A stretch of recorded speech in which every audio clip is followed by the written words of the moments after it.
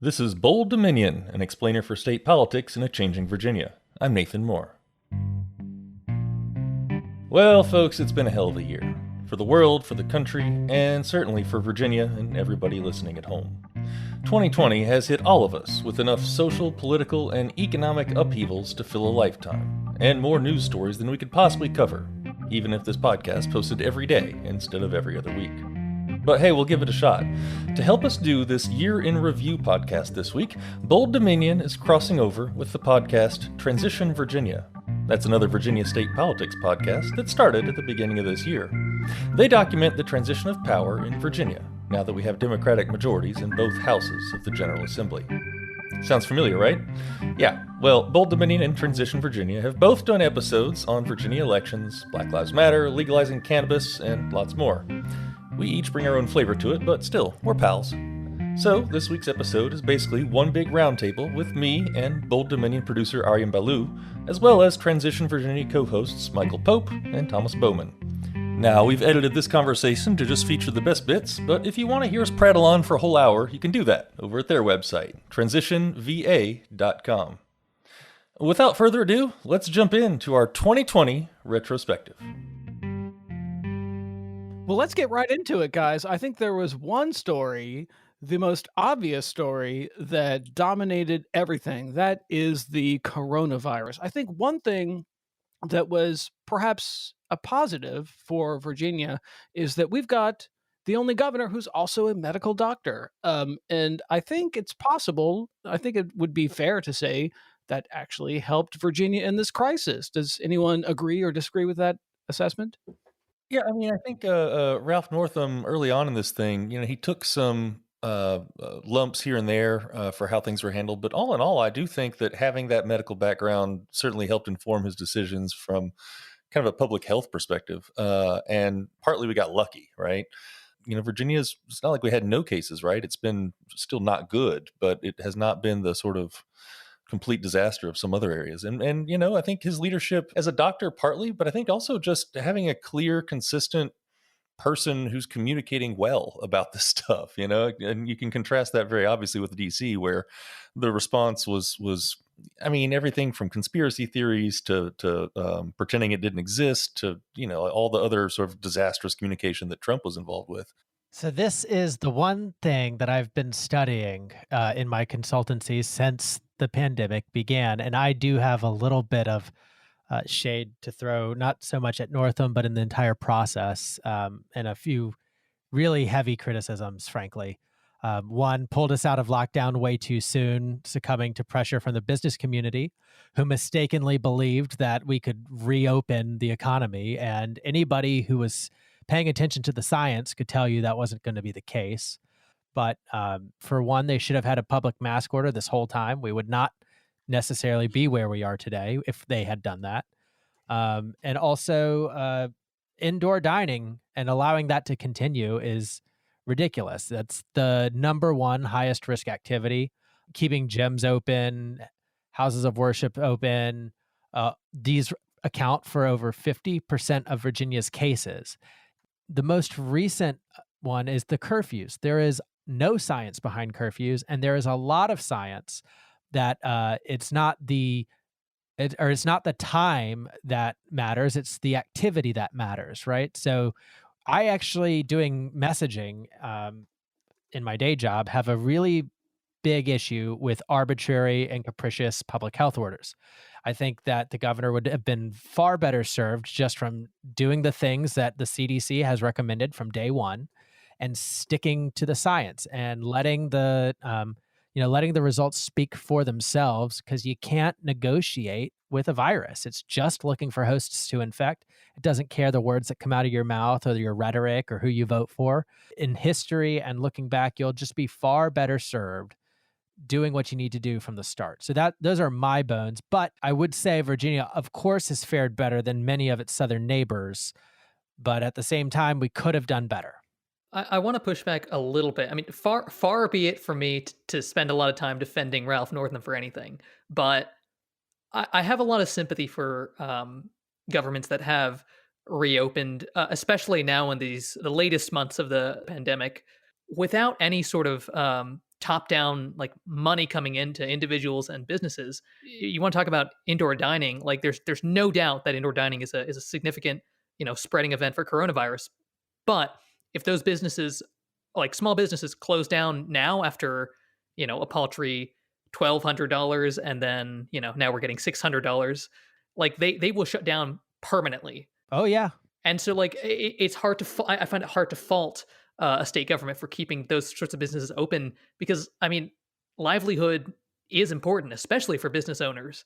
So there's a guy named Andy Slavitt who is Obama's top doctor, and he's been going around probably since the summer and saying governments should use their bonding authority to pass what he calls bar bonds. But essentially, these are small denomination bonds that we could be purchasing, or investors could be purchasing, that would go to small businesses to effectively pay these small businesses to stay closed. And this would be something, of course, that you could pass in all 50 states separately, because you're right, there's no leadership coming from the federal government. But I look at the self-inflicted economic pain as a measure of lack of creativity and just reacting to events rather than having a strategic plan to stay ahead of the curve. Kind of hear both of you on this, really. I think this is one of those times when, we're doing a podcast on state politics, and we want to find out how Virginia works, why Virginia does the things it does. But this is one of those where the role of the federal government was really, really critical, and it completely fell down on the job. I mean, without a coordinated national response, the states are going to do their best. But, the only entity with the power of the purse, the financial muster to pull this off in a way that would have kept people from hurting really badly economically is the federal government. And it was, Mitch McConnell's GOP just basically held a sort of aid package hostage until they turned it into a defense spending bill with tax deductions for 3 martini lunches. It's really without that role, without actual leadership that's for people and not for the profits of the biggest coffers at the national level, I don't know what Virginia could have done that much better. Yeah, I agree, Thomas, a few things, but really it's a complete falling down on the job in the Trump regime. So COVID, of course, was the top story, but it wasn't the only story. There was another thing that was on the ballot in November that passed, the very controversial constitutional amendment creating a redistricting commission, a bipartisan redistricting commission. Importantly, not an independent redistricting commission. I think for many years, lots of people were saying all these political boundaries for the House of Delegates and the state Senate and even Congress should be drawn by a quote unquote independent group of people, like retired judges, that sort of thing. And that did not happen. Instead, we got this crazy hybrid system that involves lawmakers and citizens working together to draw these maps, and this carefully designed process to balance the commission equally between Republicans and Democrats. Thomas, I know that you were critical of the amendment as it was going through the process of the election. What do you think is going to be the end result of this thing now that it's passed? Well, one, I think the end result is that nobody is going to be happy. And by the way, I do not believe that's necessarily the mark of a good compromise. Look at all the applicants to this redistricting commission. They are overwhelmingly wealthy and white, which presumably would have basically come up with the same result as the legislature itself. And they've got a very compressed time scale, and they don't have maps yet. So we'll see. I'm not hopeful that we'll get a satisfactory result. Well, you say you're not hopeful that we're going to get a satisfactory result, but what would be satisfactory? Well, Nathan, I'll put the question to you. What would be a satisfactory result for this commission? Well, I just, I would even back it up just a little bit to say, I do really appreciate that they were trying to solve a problem that has been a real problem and made much worse in the last decade or so. And that's gerrymandering, right? Where whatever political party is in charge in Richmond has, after each census, drawn the maps both for U.S. Congress, the House districts, and for the state Senate and state delegates districts, drawn those maps in a way that, let's say the Republicans are in charge. Well, they'll draw the map so that Democrats have like a super majority of voters in a small number of districts. Like, for example, Sally Hudson's district around Charlottesville here, it's like 85% Democrats or 80% Democrats. Meanwhile, all the districts around it are just a comfortable majority Republican. So like 55%, 54%, that kind of thing. And so it packs all the voters from another party into a smaller number of districts. Ergo, the majority of districts vote for the party that's currently in power. Now that's I get really tired of the both sides stuff, but in this case, both sides is appropriate. Both parties did do that historically. The bigger issue is that the Republicans, after the 2010 census led by Ed Gillespie, really kind of put it into overdrive. I mean, it was like really, really tailor made to maintain a Republican majority as long as possible. And would have worked, except Trump was such a divisive figure that the Democrats managed to overwhelm it. And that sort of suburban, exurban voting patterns have really shifted toward Democrats in Virginia over the last decade. I mean, as far as what would be satisfactory, I think an actually independent commission that didn't end up being essentially run by lawmakers still, but just a smaller number of lawmakers. I don't know. I don't have like a great alternative to this. And I know, talking to various journalists and lawmakers about it, and sort of party activists about it, there was, the definitely difference of opinion.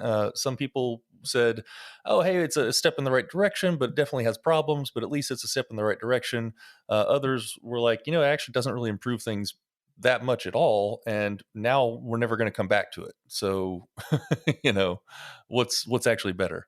And cynically, I know some Democrats too who are like, hey, we've been stuck with gerrymandered districts against us for a long time. Why are we giving this up? Yeah, totally. Democrats will say that in private. They won't say that when you turn on the microphones. So, Thomas thinks that if no one is happy, that's not necessarily a sign of success. I'll turn that into a question for Arya. So, if the Democrats are unhappy with what comes out of this commission and the Republicans are unhappy with what comes out of that commission, is this a sign of success for the commission, or is Thomas right? That's not a sign of success. Whether people are happy, whether lawmakers of a particular political party are happy, has very little to do with whether this is actually a good thing or a bad thing. I'm sure that Democrats and Republicans in the legislature will have plenty of reasons to dislike whatever the districts end up looking like, but we don't know if those districts are going to be fair or unfair, or how they're going to turn out. I, like Thomas, was pretty critical of the amendment kind of right at the end. I realized this was not something I was a fan of. And I think it is just consolidating power in a group of people who aren't necessarily any better or more independent than what the legislature would look like. Michael Pope and Thomas Bowman are the hosts of Transition Virginia, a podcast that documents Virginia's transition of political power now that the state has Democratic majorities in the General Assembly. And we're still also joined by Aryan Ballou, producer of Bold Dominion. This Year in Review crossover episode continues after a short break. You're listening to Bold Dominion, a state politics explainer for Changing Virginia. Visit us online at bolddominion.org. Have a friend who's trying to figure out Virginia state politics? Well, tell them about this show. And then subscribe in Spotify, Apple Podcasts, and wherever fine podcasts are served up. Hey, while you're there, go ahead and leave us a 5-star review. Bold Dominion is a member of the Virginia Audio Collective, online at virginiaaudio.org. Check out all the podcasts from the collective, including Museum Minute. Is podcasting a visual medium? Well, Henry Scarrett, Margot Smith, and Matthew McClendon say yes. Each week, these curators of the University of Virginia's museums take us on a quick audio tour of one of the works in their museums. That's Museum Minute, available at virginiaaudio.org. In the second half of this episode, we're continuing our roundtable discussion with Michael Pope and Thomas Bowman, hosts of the Transition Virginia podcast, plus Aryan Ballou, producer of Bold Dominion.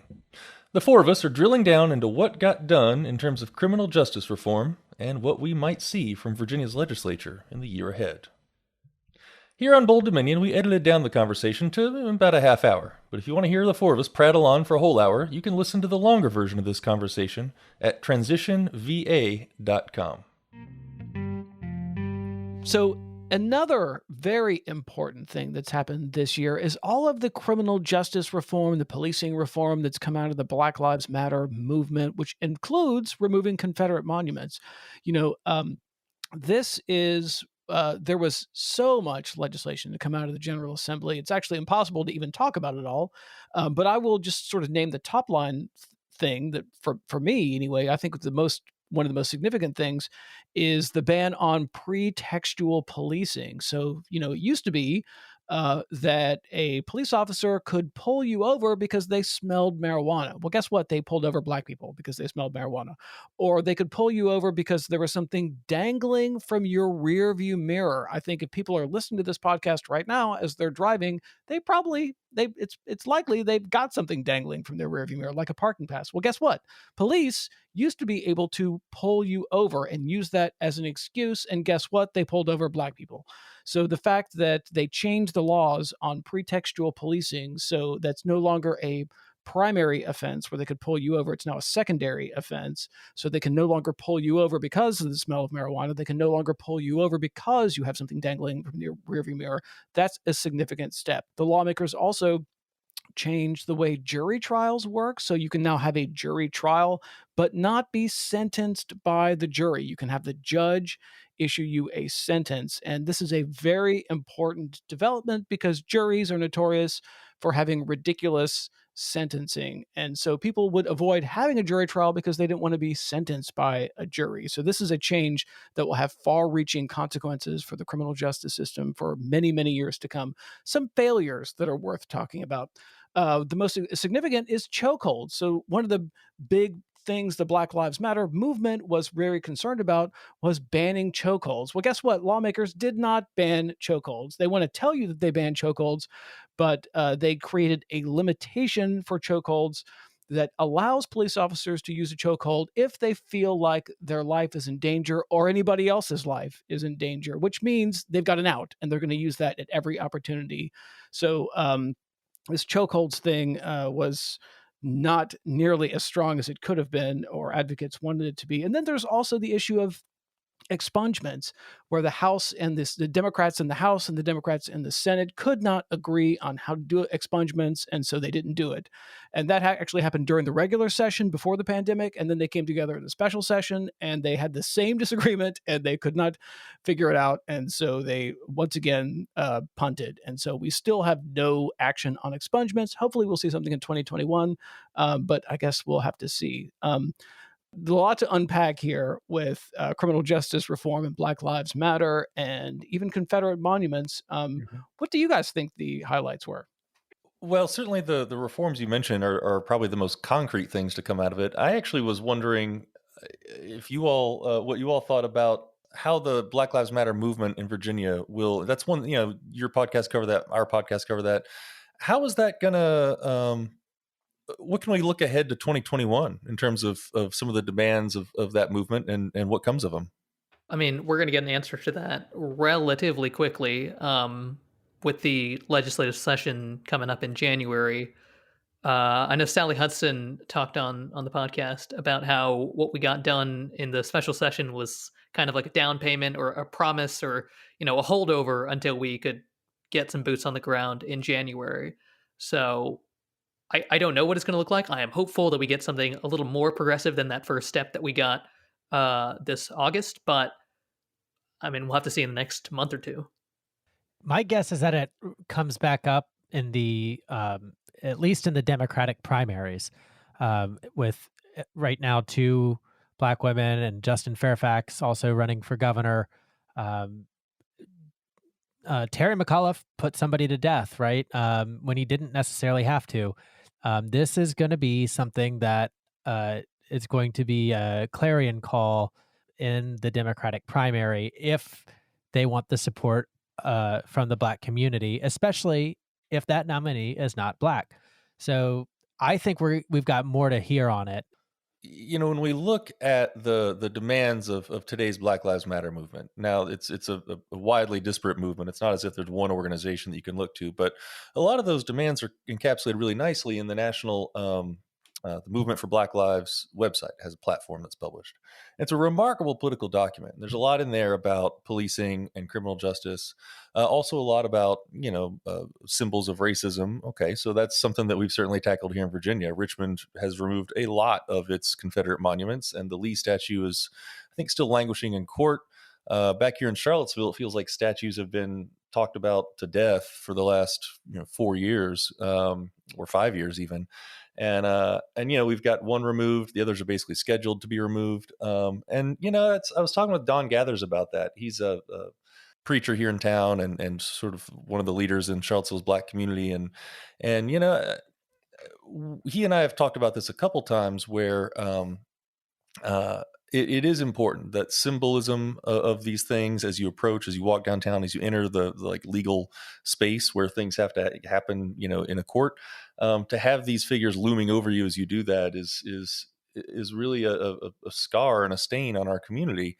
And so, yeah, it's a cause for celebration to have them removed. It makes you feel buoyant. He said, and from a live broadcast we did from the removal of the Johnny Reb statue. At the same time, other things that are desperately needed, other demands that are in that Movement for Black Lives platform, we haven't even scratched the surface yet. Things like, self-determination, economic empowerment, the stuff that's going to really affect the material lives, the sort of bread and butter jobs and healthcare kind of conditions of Black Virginians. That's still has an awful long way to go. I mean, we're not even having conversations about most of that stuff yet. One that was kind of interesting to me is, you all are reporters, and Ari and I have been doing this podcast, and the special session this summer. Now, granted, there were several things about the special session that were special besides the name. It was happening during COVID. It was responding to really acute issues raised by the Black Lives Matter movement, but it went on forever, right? It convened in August. It didn't officially end until November.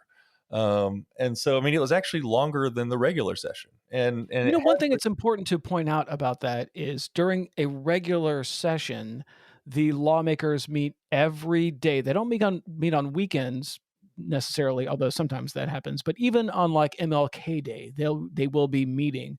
They didn't do that for the special session. There were some weeks when they would only meet one day a week, and even that was like a pro forma session. So it was a very leisurely pace for that special session. They didn't have the schedule that they would normally have for a session, which made it drag on way longer. That's actually how Congress deals with it. Of course.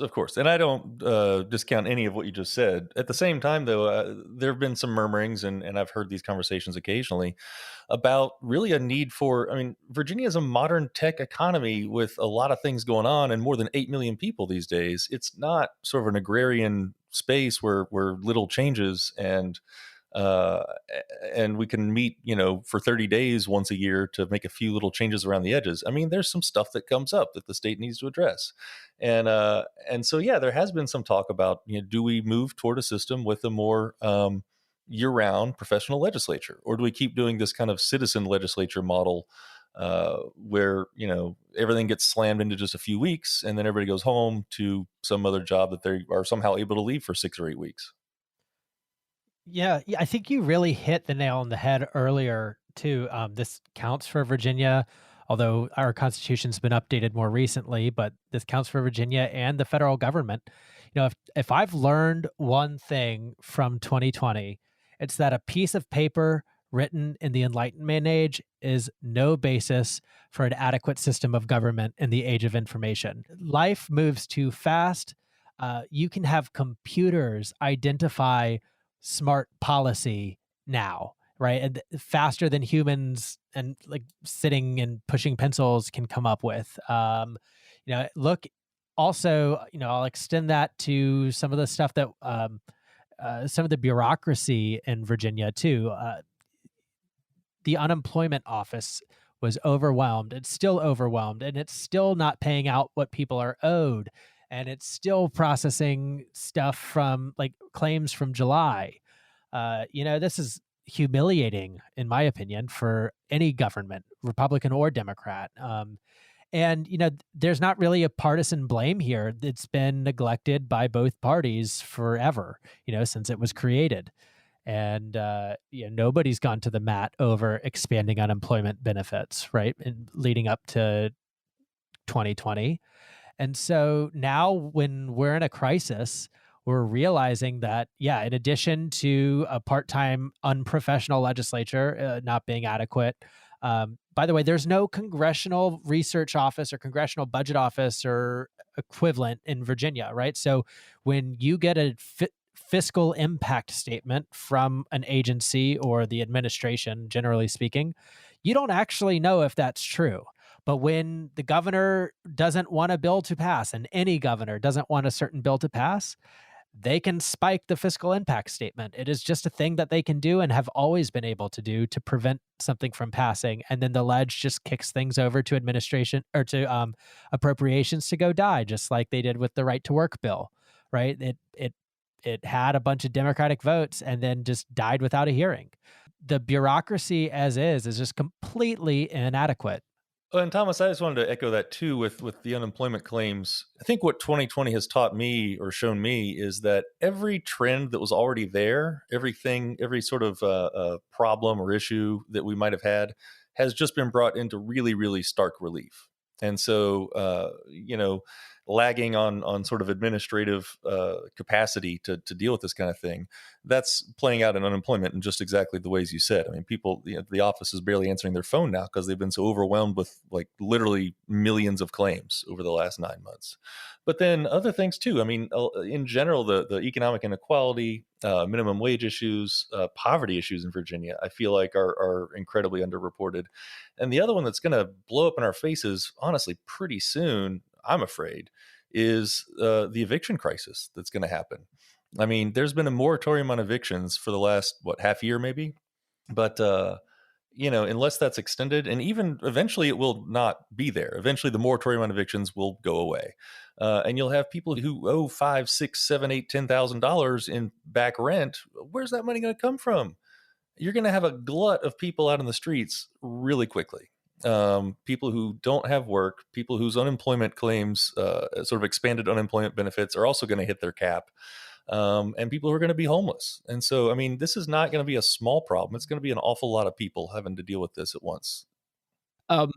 Thomas, what's in your crystal ball for 2021? Poverty and food insecurity is in my crystal ball, in addition to the eviction crisis. So just to color it a little bit more, 35% of all Americans are having trouble or can't pay their rent, or they're behind on their rent, or they're in forbearance or something like that. This just came out on CNN the other day. And that number is higher in DC, by the way, which is not too far away, where it's in the 60% threshold. And that actually, if you can't pay your mortgage or pay your rent, that says that not only are you most likely unemployed, meaning that real unemployment is nationwide at 35%, but there are other problems that you have, like you're going to have trouble buying food, you're going to have trouble paying your electric and water bills. And the insecurity created by poverty is a national security concern. We're already seeing it in the political extremism happening right now. And giving people a stake in the economy is the fastest way to decrease political extremism. And so I think that things get worse politically, not better, in 2021, unless we can really attack poverty and all of the things that it goes with. Michael Pope and Thomas Bowman are the hosts of Transition Virginia, a podcast that's documenting Virginia's transition of political power. Find them online at transitionva.com or wherever you get your podcasts. My name's Nathan Moore, and I'm the host of Bold Dominion. Huge thanks, as always, to our producer, Aryam Balu. You can find this show online at bolddominion.org. Go ahead and subscribe. It's just a click away. And hey, as the year wraps up and the holidays fade into memory, we're always on the lookout for topics for future episodes. We'd love to hear your thoughts.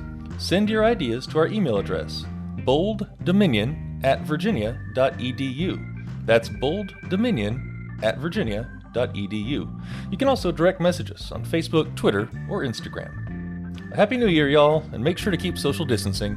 I'll talk with you again in 2021.